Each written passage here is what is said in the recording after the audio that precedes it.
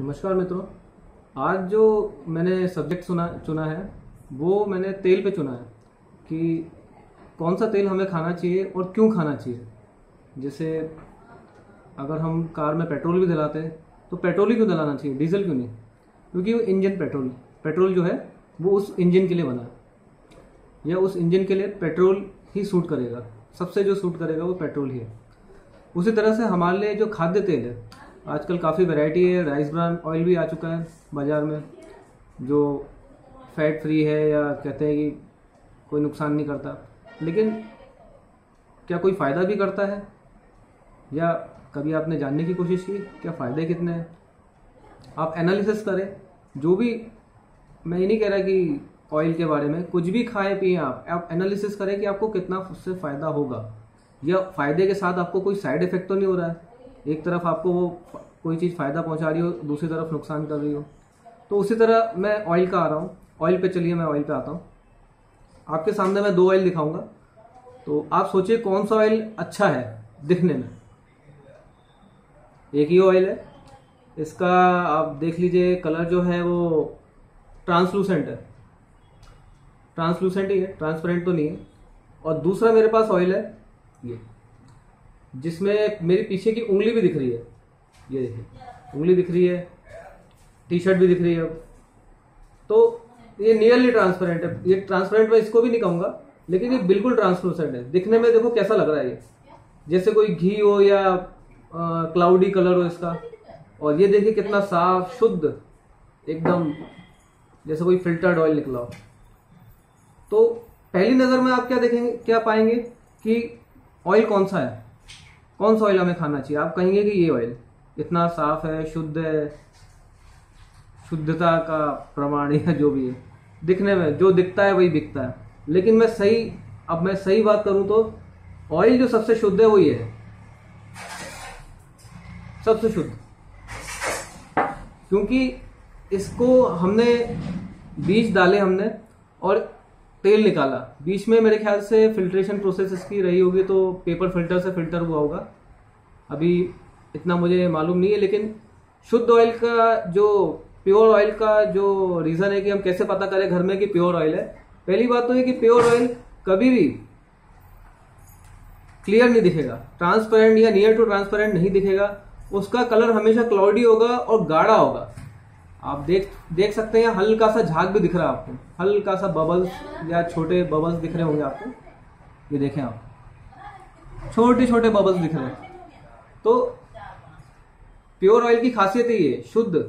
आपने मशीन में डाला, तेल निकाला, या कोल्हू का जो बैल होता है जहां घूमता है, वहां पे आपने बीज डाले, सरसों के डाले या सूरजमुखी के डाले, और वो उससे तेल निकला। बीच में आप पेपर फिल्टर लगा सकते हैं, या पुराने जमाने में मुझे नहीं पता, शायद पेपर फिल्टर लगाते थे या कपड़े से छानते थे, किसी से भी। तो पुराने जमाने का में जो तेल निकलता था शुद्ध निकलता था, बीज डाले और निकाला। कोई केमिकल से फिल्टर नहीं किया, कोई रिफाइनिंग नहीं की। एक्चुअली रिफाइनिंग की क्यों जाती है? क्यों डबल रिफाइंड या ट्रिपल रिफाइंड सोचते कि बहुत फिल्टर होगा तो अच्छा होगा? तो रिफाइनिंग का यहां से मैं मतलब बताऊं तो रिफाइन का मतलब है उसकी एज बढ़ाना तेल की। जैसे ये तेल है, ये शुद्ध तेल है। अब इसकी शेल्फ लाइफ कितनी होनी चाहिए? मैक्सिमम इसकी होगी 6 महीने। उसके बाद इसका कलर चेंज हो जाएगा, इसका कलर और डार्क हो जाएगा, और डार्क होने के साथ साथ इसका टेस्ट भी चेंज होगा, हल्का सा कड़वापन इसका बढ़ जाएगा। पर मैं ये नहीं कह रहा कि इसका इसमें जो पोषक तत्व कम हो गए। हाँ, इसका कलर चेंज हो जाएगा, थोड़ा सा कड़वापन बढ़ जाएगा, लेकिन पोषकता थोड़ी सी कम होगी, पर पूरी कम नहीं होगी। लेकिन जितनी पोषकता इसमें होगी, इसमें बिल्कुल नहीं होगी। मैं कंपनी का तो नाम नहीं बताऊंगा, काफी ब्रांडेड कंपनी है, उसका मैंने ऑयल लिया है। मेरे ख्याल से राइस ब्रान ऑयल है और सैफोलिक कोई ऑयल आता है, वो मिक्स है। आज हमारे देश में ज्यादा से ज्यादा तेल इंपोर्ट हो रहा है। हाँ, तो मैं कह रहा था कि हमारे देश में अभी तक जितना भी ऑयल आ रहा है, चाहे किसी भी कंपनी का हो, वो इंपोर्टेड है, मैक्सिमम इंपोर्टेड है। ज्यादातर तेल जो है मलेशिया से आता है और मिक्स होता है। आई डोंट नो, मैं क्लेम नहीं, मैंने देखा नहीं है। लेकिन एक चीज आप हमेशा ध्यान रखें, आप जहां से भी ले, आप देखें बनता कैसे हो। तेल कैसे बनता है आप मिल में जाके देखें, वहां देखिए कि कैसे प्रोसेस होता है, कौन कौन से केमिकल मिलाते हो। तेल ही तो निकाल रहे हो या तेल ला रहे हैं मिक्स कर रहे, कोई खास मसाला या वो तो बना नहीं रहे कि उनका कोई पेटेंटेड कोई मिक्सिंग हो कि कोई दूसरा कॉपी कर ले। तो आप जाके देखें शक्कर कैसे बनती है या तेल कैसे बनता है। आप मानिए कि आप सबसे अच्छा ताजा जो दूध है वो कौन सा होगा, जो आपके सामने निकला हो, सामने के सामने जो भैंस का निकला है या देसी गाय का दूध निकला है, सबसे अच्छा दूध उसी को माना जाएगा। आपको पैकेट में बंद करके दे या दूसरे पैकेट में कोई भी कुछ भी लिख के दे तो आप नहीं लेंगे, लेकिन आपके सामने अगर कोई दूध निकाल के दे तो कितने भी अच्छी बड़ी ब्रांड का दूध हो वो आप उसको ना लेके वो सामने जो आपके गाय का दूध निकल रहा है आप वो खरीदेंगे। आप आंखें बंद करके खरीद लेंगे, थोड़े पैसे ज्यादा भी मांगेगा तो आप देने को तैयार होंगे क्योंकि ताजा दूध है। उसी तरह तेल का भी इसी में आ जाता है कि अगर आपके सामने तेल निकल रहा है घानी का, बिल्कुल आंख बंद कर खरीद लें आप। तेल से अगर आप शुद्ध तेल खाएंगे तो ही आपकी हड्डियां मजबूत होगी, शुद्ध तेल खाएंगे तो ही आपका पाचन तंत्र हमेशा सही रहेगा। अच्छा, हमारे आयुर्वेद में कहा जाता है कि 3 घंटे खाना खाने के अन्न ग्रहण, जो खाने में जो आप अन्न लेते हो उसके 3 घंटे बाद ही हमें भोजन वो पानी पीना चाहिए। 3 घंटे तक कोई होल्ड नहीं कर पाता आजकल, क्यों? क्योंकि वो खाना ही ऐसा खाता है। मेरे पिछले वीडियो में भी आप देखेंगे कि खाना मैं बताऊंगा कि खाना कैसा खाना, दोपहर का मैंने बताया उसमें कि 3 घंटे तक होल्ड ही नहीं कर सकते क्योंकि ज्यादातर रिफाइंड ऑयल जो होते हैं उनमें पोषकता नहीं होती है, नमी नहीं होती, या उसमें वो जीव या वो तत्व नहीं होते जो उसमें होने चाहिए। उसी की वजह से ऑयल तो पूरा ड्राई होता है तो अंदर भी वो पानी पीता, हमारा पानी सूखेगा तो हमें प्यास लगेगी। 3 घंटे तक हम होल्ड कैसे करेंगे? या तो हम जबरदस्ती करेंगे, अपने ऊपर दबाव बनाएंगे 3 घंटे तक नहीं पीना। हमारे साथ नेचुरल होना चाहिए कि 3 घंटे हमें प्यास नहीं लगे। तो रिफाइंड ऑयल जैसी अगर आपने आप करके देखें, रिफाइंड ऑयल वाली आप सब्जी खाएं या 5-6 दिन आप ये शुद्ध तेल वाली खाएं, उसके बाद रिफाइंड ऑयल की खा लें आप, बाहर तो आराम से आपको मिल जाएगी। उसके बाद आपको भयंकर गर्मी लगेगी क्योंकि पानी सोख लेता है अंदर का पानी सोखा तो गर्मी आपको लगेगी। और ध्यान से देखिए आप, इसमें बिल्कुल भी देखिए कितना रिफाइंड है, पूरा फिल्टर्ड है और बिल्कुल भी इसमें मॉइस्चर नमी नहीं है। मॉइस्चर और नमी नहीं है इसलिए इतना ट्रांसपेरेंट दिख रहा है क्योंकि सोचिए आप 4000 आरपीएम पे वो मशीन चलती है मिल की, जो तेल को मिक्स करती है, ऑयल को ऑयल में मिक्स करती है, या फिल्ट्रेशन प्रोसेस में जो केमिकल उसमें जिससे केमिकल से जो फिल्टर किया जाता है उसमें 4000 आरपीएम में घुमाती हो मशीन ऑयल को, तब जाके वो केमिकल उसका कलर काटता है। सोचिए इसका कलर, इस ऑयल का कलर काटना कितना मुश्किल है, इस कलर को काट के इस कलर तक लाना तो इतना आसान नहीं है, वो मशीन से ही होता है और काफी 2-3 बार वो गर्म भी करती है, तो सोचो उसके तत्व ही उड़ गए। अच्छा, पुराने जमाने में जो हमारे यहाँ घानी होती थी उसमें कोई गरम तो करते नहीं थे, तेल निकाला और खाया, क्योंकि वो 4 महीने 5 महीने से ज्यादा टिकता नहीं था और 1-2 महीने पे तो जो हम लेकर आते थे वैसे ही खत्म हो जाता था। और आज से 50 या 100 साल पहले आप पाएंगे कि किसी को डायबिटीज या बीपी या हार्ट की कोई प्रॉब्लम नहीं थी। पुराने जमाने में तो ऐसा तो नहीं कि तेल कम खाते थे, तेल तो लोग पीते थे, खूब खाते थे तेल में सब्जी बना के, लेकिन किसी को हार्ट की प्रॉब्लम नहीं थी क्योंकि शुद्ध तेल खाते थे। तो मेरा कहना यही है कि जहां से भी ले आप, जैसे आप ठंड के समय सरसों का तेल ले सकते हैं, गर्मी के समय जैसे अगर आप साउथ में रहते हैं तो नारियल का तेल आपको आसानी से मिल जाएगा, आप निकलवा के ले लें, वहां तो मशीनें भी है साउथ में। एमपी में है तो आप सूरजमुखी का तेल ले लें घानी का, आप पता करें छत्तीसगढ़ में भी काफी घानी है, छत्तीसगढ़ में है घानी, या एमपी में इंदौर में है घानी, वहां से ले सकते हैं आप, सूरजमुखी का शुद्ध तेल देते हैं। इंदौर में मिलता है और भोपाल में भी मिलता है, आप भोपाल में या एमपी में कहीं भी है तो आप संपर्क कर सकते हैं, भोपाल और इंदौर में मिल जाएगा कच्ची घानी का तेल। और तेल को आप हमेशा ध्यान में रखें कि स्टील के कंटेनर में रखें, स्टील या कांच के, प्लास्टिक में ना रखें। आपके घर जैसी प्लास्टिक में आ रहा है वो ठीक है, चलिए पैकेजिंग कर रहे हैं, बाद में हो सकता है टिन में भी दें, वैसे तो टिन में देना चाहिए। तो प्लास्टिक में भी अगर आपके पास कच्ची घानी का तेल आप ला पा रहे हैं या कोई पैक करके दे रहा है तो आप उसे स्टील के कंटेनर में रखें, क्योंकि प्लास्टिक से रिएक्शन करता है तेल, लेकिन स्टील से या कांच से नहीं करता। आपके जो छोटे जग रहते हैं किचन में रखते हैं उसमें आप भर के रख दे कांच वाले में, और स्टील के आप कंटेनर ले आइए, 3.5 लीटर के आते हैं, 150 रुपए में मिल जाएंगे आपको, मैं भी लेकर आया हूँ, तो उसमें रखें आप, तो तेल उसमें रिएक्शन नहीं करेगा। और 5 लीटर आप लेंगे तो 3 महीने, 1 महीने, 2 महीने में तो वैसे ही खत्म हो जाएगा। लेकिन तेल जो है वो काफी फायदा करेगा आपको कच्ची घानी का। अच्छा, कच्ची घानी का तेल ऑलिव ऑयल भी आता है। कई लोग इसमें बोलेंगे या बहस करेंगे कि ऑलिव ऑयल बहुत अच्छा होता है, 300 रुपये लीटर भी आता है, 400 रुपये लीटर भी आता है, लेकिन ऑलिव ऑयल वो भी प्योर नहीं है। नीचे मैं लिंक दे रहा हूँ, आप देख लेना, ऑलिव ऑयल का पूरा उसमें बताया है, और बाहर की वेबसाइट है वो, उन्होंने पूरी रिसर्च करके बताया कि ऑलिव ऑयल खाना है तो कौन सा खाना है, और ये खाना है तो क्यों नहीं खाना। तो पूरा जो मैंने अभी तक जितना बताया है, आधी चीजें तो उसमें बताई है उन्होंने, पूरी प्रामाणिकता के साथ बताया है। और ऑयल में ही वो शायद रिसर्चर है जिसने बताया, आप लिंक खोल के देख सकते हैं। तो तेल का जो मैंने बताया वो आप ध्यान से समझे इस बात को कि, और हाँ एक बात और, जब रिफाइन करते हैं तो रिफाइन इसलिए किया जाता है ताकि उस तेल की लाइफ बढ़ जाए। रिफाइन करने से क्या होता है, वो तेल 12 महीने खराब नहीं होता, क्योंकि कुछ बचे नहीं उसमें, तत्व नहीं बचे।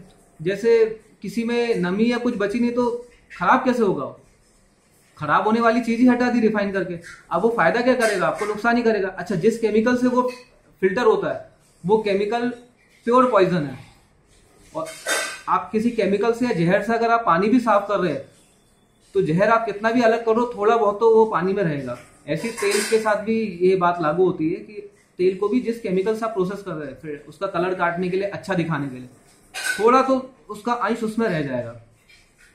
तो कोशिश करें आपके पास घानी का तेल हो, घानी का तेल से ही आपकी सेहत सुधरेगी। कुछ मैंने अपने पिछले वीडियो में बताया कि क्या क्या आपको खाने में बदलना है। उसके बाद दवाई तो आपकी वैसी छूट जाएगी। सोचिए आप 100 साल पहले कोई दवाई खाता था, 100 या 200 साल पहले, 100 साल जीना तो एवरेज एज होती थी पहले आदमी की। आज 60 साल 65 साल में ही मर रहे लोग, 35-40 साल में ही हार्ट अटैक आ रहा है, कार्डियक अरेस्ट आ रहा है। क्यों आ रहा है? वो तेल की वजह से आ रहा है। तेल कोई बदल नहीं रहा, सब कुछ बदल रहे हम, दवाई, डॉक्टर, कपड़े सब बदल रहे, आयुर्वेदिक ले रहे, कभी एलोपैथी ले रहे, खाने को हम नहीं बदल रहे, या जो हमारा मुख्य सोर्स है जो हम रोज खाते हैं हम उसे ही नहीं बदल रहे। तो मुख्य सोर्स और जो मुख्य चीजें जो हम रोज खाते हैं अपने खाने में शामिल करते हैं, तेल है, नमक है, शक्कर है, ये आपको थोड़ा बदलना पड़ेगा।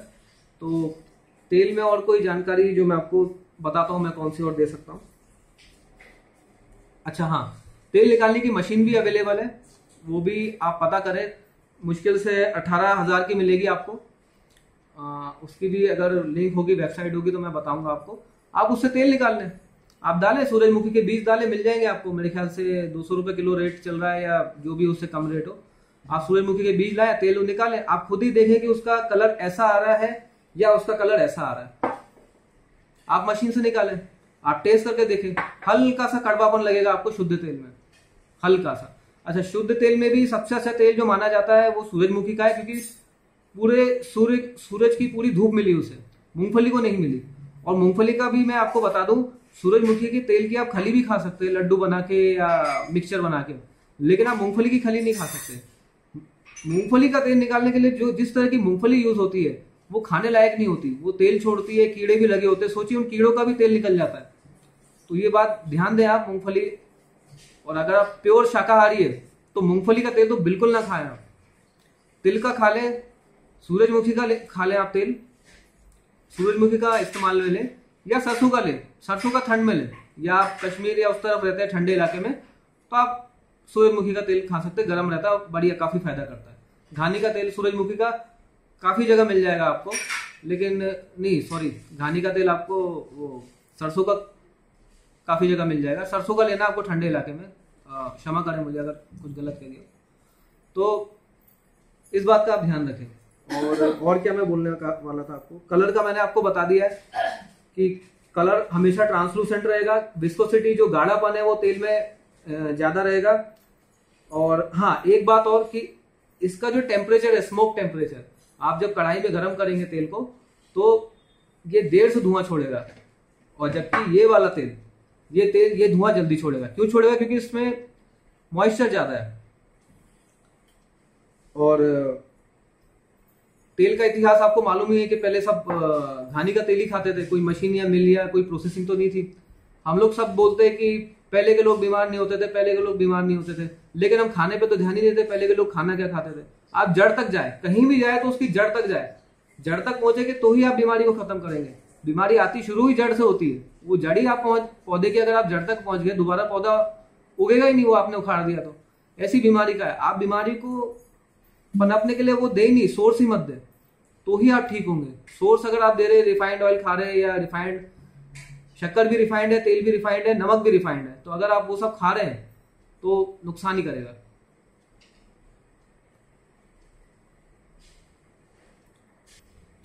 अच्छा, तेल का एक उदाहरण मैं शहद से भी देना चाहता हूं कि असली शहद हमेशा जमता है।